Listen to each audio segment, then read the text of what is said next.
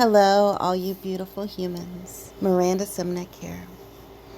As you watch this video, I want you to think about the concept of water. As the water flows, the rocks don't move out of the way. They stand there, firm in their ground, and the water just simply finds a way to flow around them. The water doesn't get frustrated or upset that the rocks are there. In fact, together, the solid rock and the free-flowing water make something beautiful.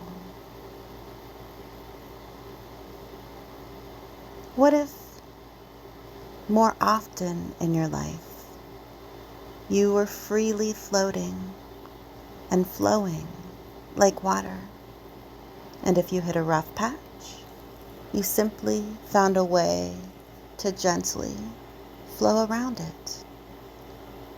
And this is not necessarily to say that that's good for all times, because other times maybe you have to stand firm like a rock in your beliefs and not falter. And together, freely flowing like a water and standing firmly as a rock, you will make up something beautiful.